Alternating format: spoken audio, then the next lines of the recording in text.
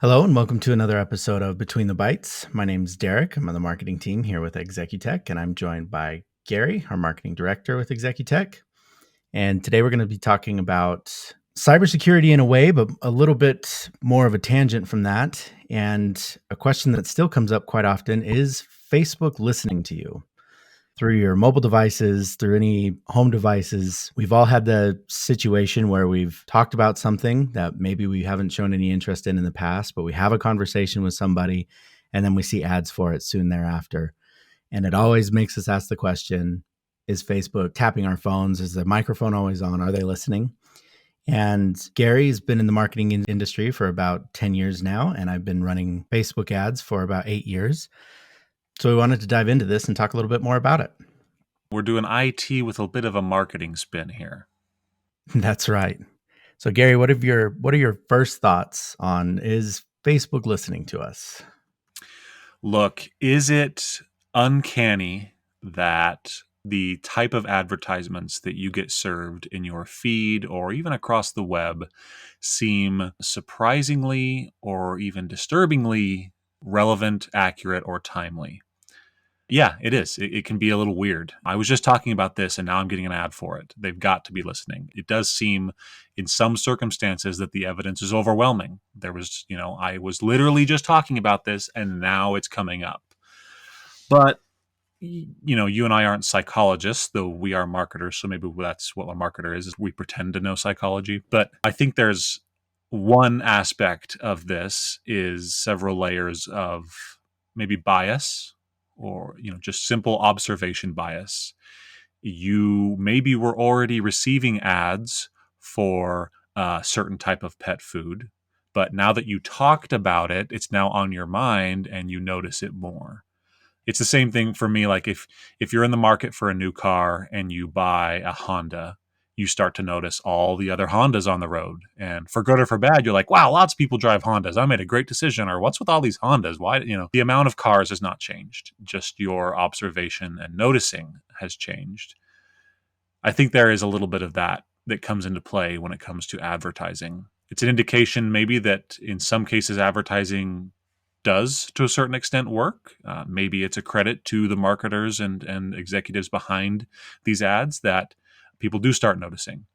But I think the real answer, the more technical answer, and the answer that will get more into the IT and technology of this is interesting and complex, but certainly not necessarily nefarious. I agree. And that first phenomenon that you mentioned with the car buying is definitely one of the biggest ones. I mean, that's the whole point of having talented graphic designers and talented copywriters for these ads, is to try and get noticed. It's because people are sometimes subconsciously or unknowingly very effective at ignoring advertisements. That's just, after all these years, what we've been conditioned to do. So yeah, once certain topics are on your mind, then it's harder to ignore certain ads. On my end, one of the biggest things that I see is Facebook doesn't need to listen. They don't need to. They can get plenty of information about you and your potential or actual interests through other methods. One thing that most everybody buys into is the value in a survey. Having a sample size of a specific community or a specific audience, having them answer questions and things like that gives you a good idea of what the whole actually has interest in. When you have millions of daily active users on a social media site, Facebook's able to run thousands of surveys constantly and continue to update that information.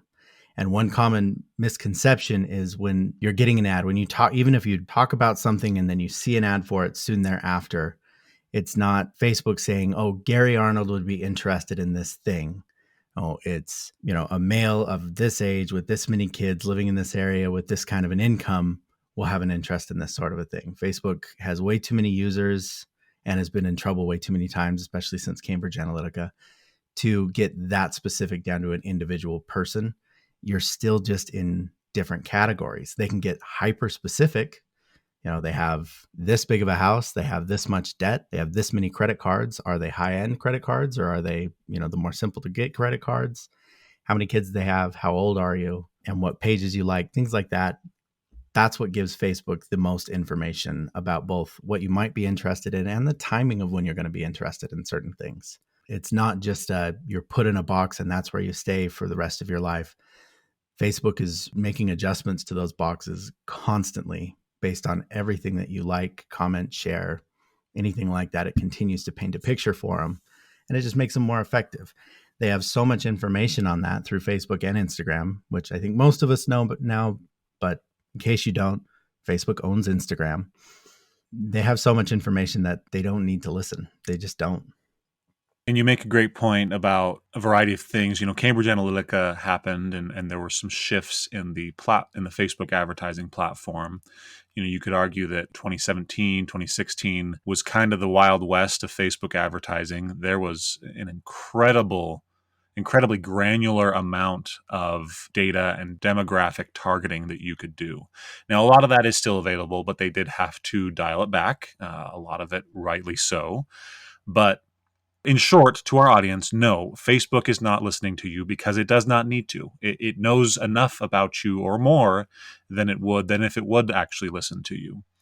I think something to remember, and I don't, and maybe you have more research specifically on this, Derek, but Facebook itself, of course, within the platform, we provide so much data into Facebook itself through our interactions, our comments, our likes, and our shares, and of course, our profiles. I personally don't really use Facebook anymore, but I've had it for almost 15 years now.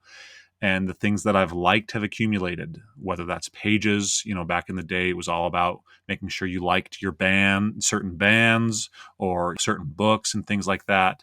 All of those things add up. And like you said, you get dumped into these categories. And advertisers can overlap these categories in such a way that their advertising is super specific. But in addition to all that, Facebook's also pulling in third-party data. They're partnering with companies like Visa, companies that I don't even know the names of. None of us normal consumers would know the name of, because it's these high-end data research companies that are aggregating data from, again, credit cards, credit scores, things like that, and either selling it directly to Facebook, or the advertisers themselves are getting access to that data and combining it with Facebook data. And again, all of these things combine to paint a very accurate picture of a zip code or an area or whatever it may be, so that they know.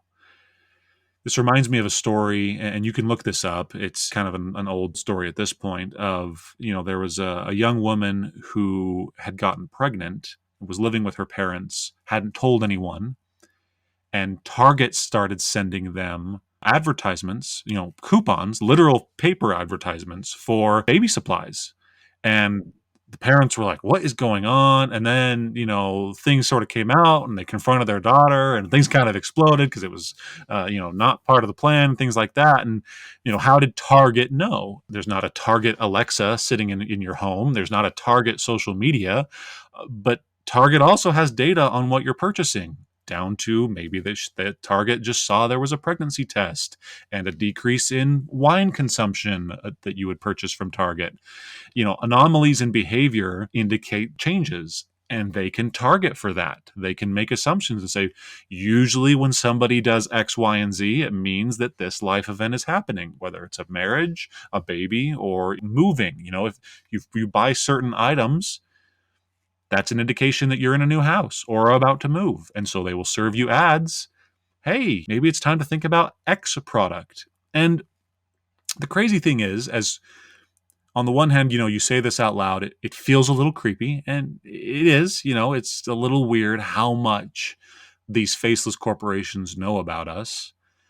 And I am not going to go in here and defend that per se, but relevant ads are, in theory, good for the consumer. I would rather be served a relevant ad than a completely irrelevant ad. We're all going to get ads. We're all going to be advertised to, no matter what we do. It's just the way life is online and in the real world. It may as well be ads that are somewhat interesting or applicable to me. So to that end, part of me is like, you could try and live entirely anonymously online. And there are tools that can help aid that. You'll never be 100% anonymous. And that's all well and good. And maybe that's the way you want to go, but you're going to get the ads. and the ads are going to look real weird when you run anonymously. It starts to get really weird, and it often gets, very, you'll get foreign ads, international ads, and again, there's just no applicability to you. And yeah, maybe you don't want to spend money. That's great. You still have the power to ignore ads, but at least you're seeing something that's a little bit more relevant to you. Yep, I agree. And my rant that I always default to with this is if you ever watch cable TV, if I see one more ad for pick your brand of truck that is somehow the Motor Trend Truck of the Year for the last 27 years, even though all of the major truck brands, they're all the Motor Trend Truck of the Year for some reason for the last X number of years, I'm not buying a truck. I've never been in the market for a truck, but I still have to sit through and watch all of those commercials. That's the only difference between being anonymous online and not being anonymous, is the ads get weaker. There's a whole other side to it that we don't need to get into about how it affects a business with things like the iOS 14 update to let people opt out of tracking. Some of the clients that I've worked with that work in retail, that was 80% of their business that they've all of a sudden lost tracking for and no longer know where to spend their marketing budget because they can't see any results. But that aside, that is the extent of what they're looking for when it comes to all this information they're collecting on you. And I think that's a tough one for a lot of us as human beings to admit, is that no matter how different we try to be, or successfully, no matter how different we might actually be, in the grand scheme of things at a broad scale, we're actually all quite predictable. There was a study pretty early on in the Facebook ads area that showed people who liked the page Burger King. So Burger King's business page on Facebook, people who liked it were 90% more likely to have a higher IQ. And it's just these connections that Facebook can make. And it's how communities work. Was it Jim Rohn who said, you are the average of the 5 closest people to you, in some words? I'm paraphrasing, but basically, people surround themselves with like-minded individuals. That's how we are. That's how we find friends and everything like that. That theory, that idea continues at the broad scale. So there's really random connections that can be made with, if you like the page Burger King, then at that time when they ran that study, you were much more likely to have a higher IQ because similar circles have interest in the same things. Yeah, like you said, this isn't a marketing podcast per se. We do stick to technology and IT. We could go into the what is an actual effective advertisement and why, but I do think it might be worth talking about and sharing with the audience, a little bit of the technical aspects of how that works, of how data gathering works. A key basic example that is 101 advertising for most, even small businesses, is using cookies. Everywhere you go now, because of new regulations and new laws, you have to click the allow button on basically every website you go to now. And that's to allow cookies. Now, I'm not quite technical enough, and maybe it's worth inviting somebody in who is, about the actual code aspect of what a cookie is. But more or less, a cookie is a small snippet of code that is placed through on your browser, basically, from a website that then follows you around the web. It just basically says this person has been to this website and they are tied to this browser. And there may be even more detail on than that, like IP address, things like that. Again, that is used by advertisers, in theory, good ways. So that if you visit a website, presumably that indicates interest in that website. And now they can serve ads to you because they see that you have been to their website. Executech does this. Almost all businesses that run any kind of advertising, especially in Google, but of course across social media, have this. It's called retargeting. If you visit a company's website, you leave that website, you will likely be followed around by their ads for a period of anywhere from 15 to 45 days, because that cookie is active and firing and telling the ad platform, hey, this person was on your website. Maybe you should serve them ads to try and bring them back. There's a lot more complexity to how cookies can be used, but that's kind of the basic, I think. The whole goal of most advertisers and marketers isn't to trick people into buying a product. Their whole goal is to not waste anybody's time. You accomplish that by serving ads to people who are the most likely to purchase your product or service. That's as basic as it is. You don't want to waste time. So if you are a business owner and they say, hey, we can take $2,000 and buy a billboard They can't really give us an estimate on how many people are going to see it.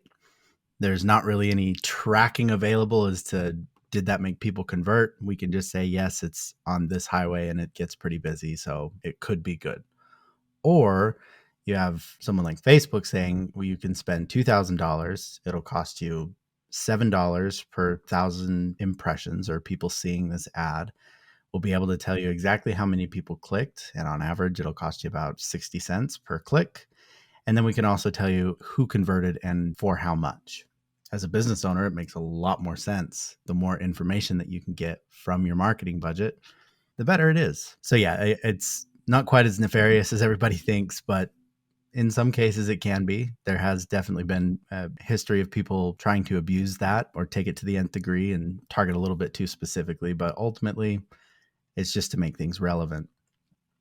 Yeah, and to bring this not home per se, but related to some IT stories I've heard from some of our consultants and technicians in the field, and you may have heard this too. It's a little bit humorous and maybe a little unfortunate in some cases. You'll hear people complain to IT, "I'm getting these really weird ads about, you name it, inappropriate thing X, Y, or Z."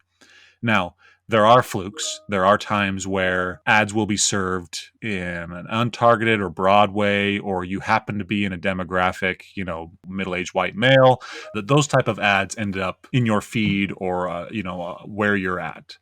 But going back to that cookie explanation, if you're seeing ads of odd, weird, or out of place or even inappropriate stuff, it may be because you were on a website that is even adjacent to that type of stuff, and they are now serving you those ads because they think that you are interested in that.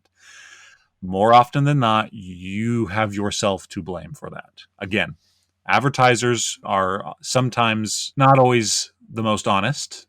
There are schemes, scams, there are, conniving people out there that will use advertising for malicious purposes in a variety of ways.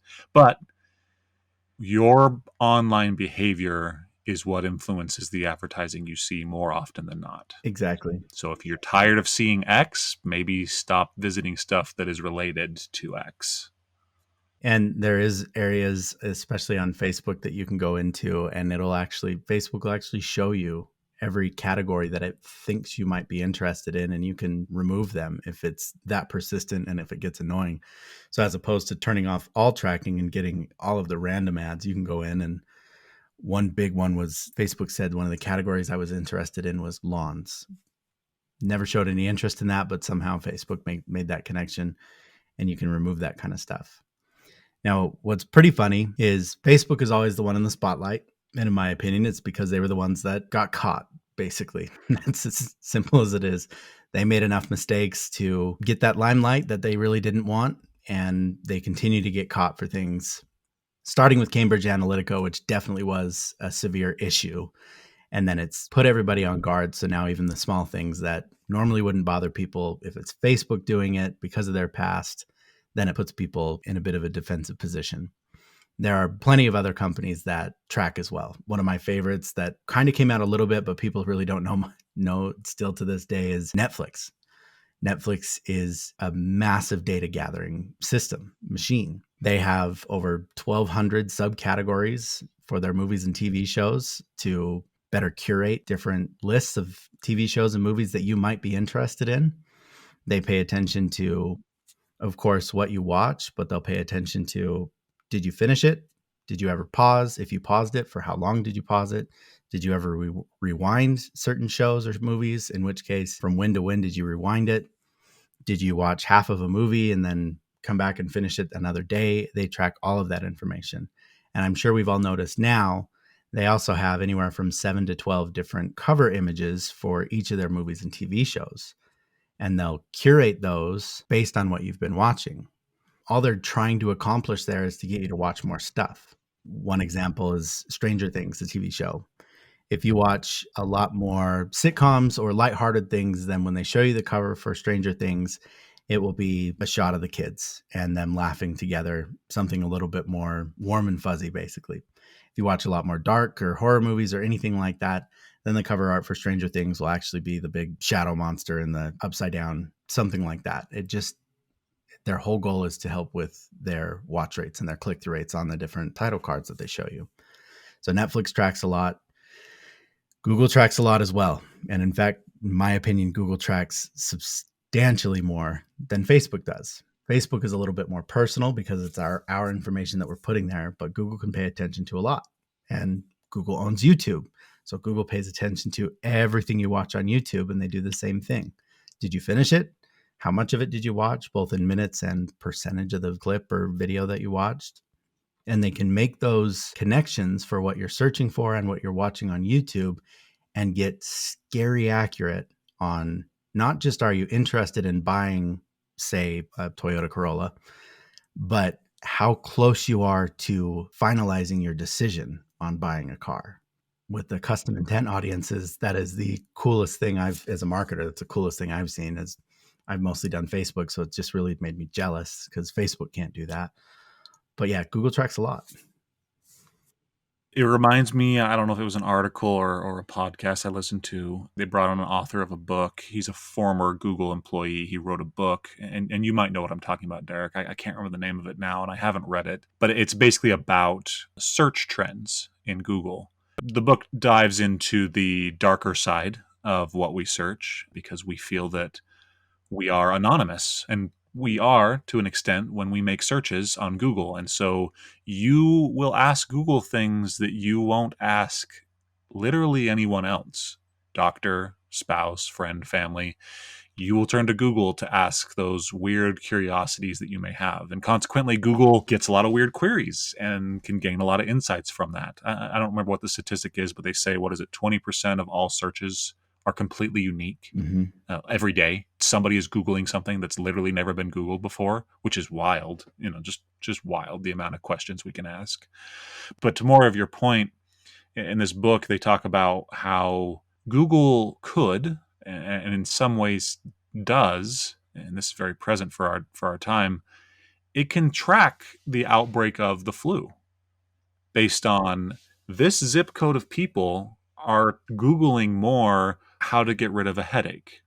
And it even came to the extent, I want to say there was an example of, and again, they don't really are able to get to a particular user, but I think they used an example of where Google could have stepped in and given a diagnosis to a person of a semi-rare disease just based on the progress of their searches and their symptoms. Their symptoms got worse and they changed over time. They were searching about them, and Google was able to tie in all the rest of the data of the internet into that and come to a conclusion that this person has X disease or is going to have it because of the symptoms. So this just goes back again to the overall power of data. I think we've talked about big data in general before in Executech forums and blog posts. Big trend on visualizing that data, which is all fine and good. But more than ever, there's an incredible amount of data out there, and it can really be used for positive, I believe. I believe it can also be used for harm. But as you say, Google is sort of the overlord when it comes to that stuff. That it has an incredible amount of information. It's just incomprehensible. A tip to our listeners, just as you said earlier, Derek, both in Facebook and in Google, in other social sites, there are settings you can go explore. And sometimes they bury them. They have made them easier in recent years. You can see everything that Google knows about you. You can download all the data that Google has on your account or Facebook. So if you're curious and a little techie to cipher through that, that's available. But you can also, as you say, look in and say, Google thinks that I'm interested in X. I'm totally not. And you can have it remove it. And things will become hopefully a little more relevant for you. Exactly. Yeah. Talking about sample sizes, Google fields 5.6 billion searches a day. That's a lot of data that they can pull in. Even with that, 20 or so percent being completely unique, means 80% of it is following certain trends, and Google tracks those trends and they know exactly what it is. And part of it is for marketing purposes, and part of it with the search results. When you go to Google and you ask it a question, you expect Google to answer you accurately. If all of a sudden anything that you searched for started spitting out results like Ask Jeeves, if any of you guys have used that before, where it doesn't even come close to answering your question or giving you relevant topics, then you'll go to another search engine. Google wants to avoid that at all costs. So Google pays attention to when you ask it a question and you click on a website, how long do you stay on that website? Do you visit any other pages on the website? Do you close your browser or do you go back to the search results and try to read something else? Because that would tell Google that whatever website you clicked on to answer that question didn't answer your question enough. And that'll actually hurt their SEO, their search results. So that first website can start to fall down on that ranking just because based on the traffic, it's not answering the question that people are asking quite effectively enough. So yeah, Google definitely pays very close attention to both the advertising side and the organic side on what you're clicking on and what you're searching, because its whole goal is to make sure that if you have a question, you ask Google or YouTube. The last little comment I want to add around the input that we give to these systems that then produces output. The reason I bring this up, and I think I've mentioned this to you before, Derek, I think it's super interesting, so I wanted to bring it up here, is, and our listeners may have this question, is why on some social platforms does it seem like the content is so relevant and yet others it seems to totally miss the boat? I mean, I think one example is YouTube. For me, I think generally the YouTube algorithm serves me videos that are pretty relevant, but it does sometimes miss. And you compare that with somebody, and I don't use TikTok, but if you use TikTok, the content that you end up getting served is super relevant. It is, you talk to people how well dialed in their TikTok feed is. It is exactly what they want and exactly what they're into, even if they don't know it. And the reason is that TikTok, like all these other social networks, is receiving a ton of input from the users, from our behavior when we use the app. But maybe more so than any other social network, it has such quick and fast and robust feedback and input mechanisms. TikTok videos an average of 20 seconds to 1 minute. So you spend 10 minutes on TikTok and it's gotten 10 points of feedback on 10 different videos on if you've scrolled past them, on if you've paused and fully watched them, if you've only watched 50% of them. And it, of course, has advanced tracking on what's going on inside of this video. It has all kinds of tags that it will see. There's a dog and it's playing a Rihanna song and there's a young woman in the back and whatever, right? It has all these different tags. And then it says, oh, you watched 40% of the video. You stopped when the dog came on. Maybe you don't like dogs. Serve the next video. Okay, another video comes on. Similar thing. You skip out once there's a dog in it. Okay, no more dog videos. Show them cat videos. And now you stick around longer for the cat video. More cat videos. Oh, you don't like Rihanna? You like country music. And it just refines because you're giving it behavior simply by watching. And it's not even the liking or sharing. It's just how long you're watching. And if you scroll, again, they don't need to listen to you. You're screaming at them everything about your life anyway. It's true. Yeah. And as someone who's been in social media and social media marketing for a very long time, TikTok has the best algorithm so far that's out there. One of the big game changers for it, the reason that there's a lot of people who just out of the blue or overnight, have millions of views and probably even millions of followers, is because places like Instagram was probably one of the biggest ones, YouTube as well, followed the train of thought that if somebody has an account, a creator has an account that has millions of followers, that makes it more likely that you'll be interested in that person because everybody else is, which in some cases can be true. In other cases, not so much. What TikTok did was throw that thought out the window completely. It's a video by video basis. So even if you have 2 million followers, if you post a video and initially just does not get any traction, that video will not do well. And won't be shown to your 2 million followers, even if they followed you necessarily. That's exactly right. The bulk of time spent, even if people follow a bunch of other accounts, the bulk of time spent is on their what's called the For You page, which is just the organic feed of people you may or may not be following. So if you have one video that's fantastic and you get, millions of views and likes overnight, and then everything you post after that is just boring or it's just crap, then that's it. You're not going to continue to get that traction. That's what makes that algorithm so great. The last thing that I saw is actually a comment on a post that we did to a blog on phishing, how to read URLs and avoid phishing scams. And there was some concern that was brought up about phishing scams in advertisements. Now, nothing is perfect.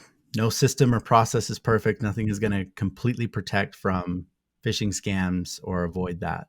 What I will say is platforms like Google and Facebook, once you put money behind something, the rules get extremely strict, which seems kind of counterintuitive, right? You would think that, oh, big Google or big bad Facebook is getting money so they don't care what's going on. But the exact opposite is actually true. Once you put money behind something is when Facebook or Google start really paying attention to the quality of your copy, the quality of your picture, its relevancy to who it's going to, and how much it relates to the website that you're linking to.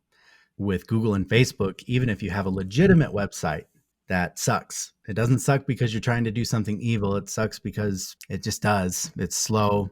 The images aren't great. There's not a lot of copy on it. So people really don't know what purpose you're trying to serve. If you try to run ads to that, Facebook will decline it. And so will Google, because it'll say this website, it's not going to create a good user experience for anybody who clicks on these ads. So we can't allow it. Or if there's a disconnect, so like a misleader, you run an ad that says, top 20 X, Y, and Z for this thing, and it links to a page on your website that talks about something completely different, Facebook will pull it because it doesn't look right. You can have a pretty decent level of confidence in any ads that you're clicking on as far as phishing scams.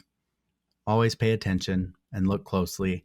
And in my opinion, one of the biggest things with cybersecurity is trust your instincts. If it doesn't feel right, back out. If it doesn't feel right, don't put your credit card information in to buy a product. If you don't feel like you're going to get it, then don't do it. The one thing that Facebook and Google can't always prevent is if it's a legitimate company, but they just provide bad service. If they buy a product from them and it gets shipped 6 months later and it's the wrong size, and then their customer service won't help you and you're just out that money, Facebook and Google obviously have a hard time preventing things like that. But as far as straight on phishing scams and things, you're really not going to see much coming through advertisements because of all of the algorithms and combination of both bots that scan those things and then also departments of real people who will also look into those things, that you can be pretty confident in the quality of the links that you'll be clicking from ads. I think that is great advice, Derek. The interesting dichotomy, the two sides you kind of have to hold there, is that is true. That Facebook and Google have a vested interest in providing a quality product via their ads, via their search results, and so will filter out the junk, as you said.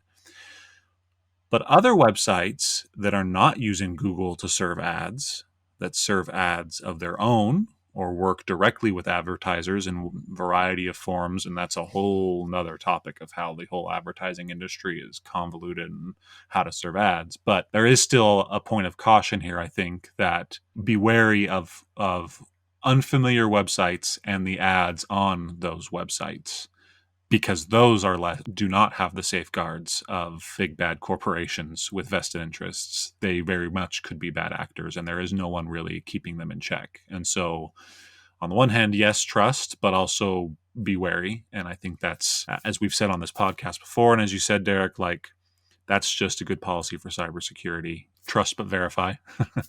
Be cautious, be suspicious. If you see an ad that looks really good, I want those pants, just look at the name of the brand and go search it directly if you're worried.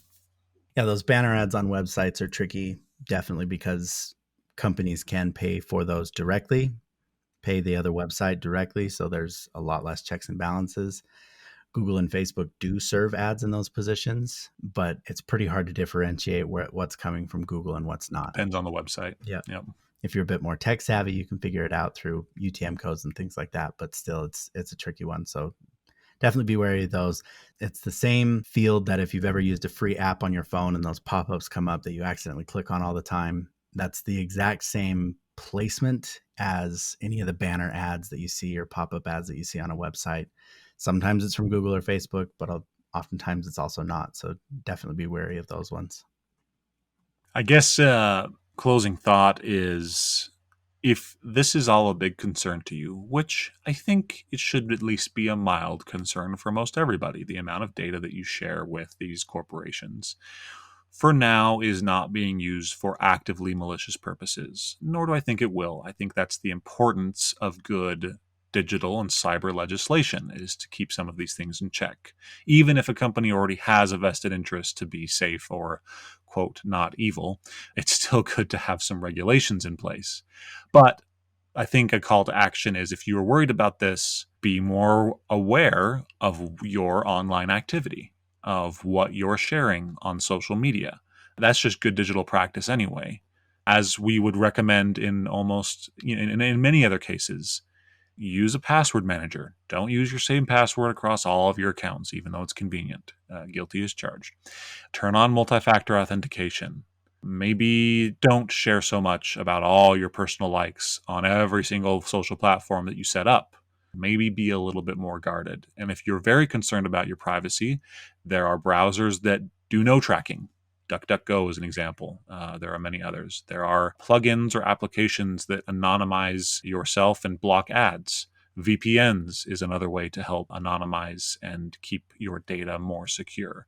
These are all options. I think that's something maybe we could explore on a future podcast, or these anonymous and security options. But maybe that's a takeaway for our audience, is that it doesn't have to be this way if you're concerned about it. It's a combination of both. Like, it's always nice to be aware of what can be tracked through social media and on websites.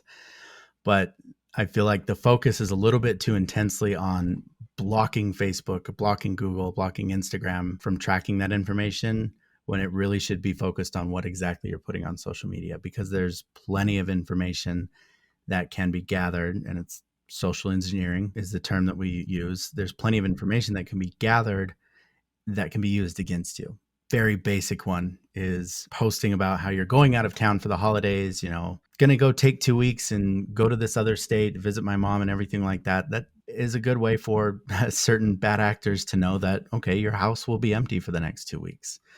Same goes for any of your past information. And this has been kind of a trend recently, actually, is a lot of the common passwords that we use, or even passphrases, if you're using a best practice, sometimes can be the name of your dog and the street you grew up on. Those aren't hard things to find out.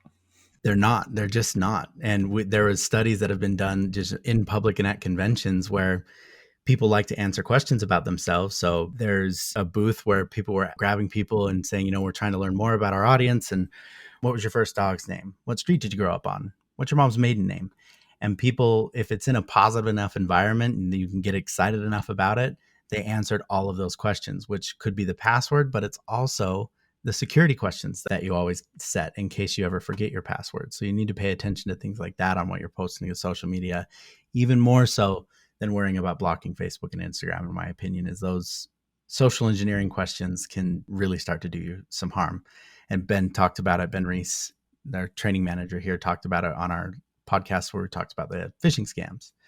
Someone had posted that they just started working at Executech, and that day they started getting a few phishing emails based on where they were working. So that kind of stuff is very real. So pay attention to what you're putting out there.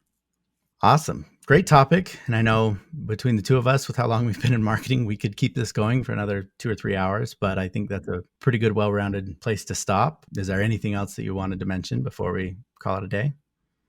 No, I think that's great. Hopefully our audience has maybe learned a little bit as we nerd out on the marketing advertising stuff.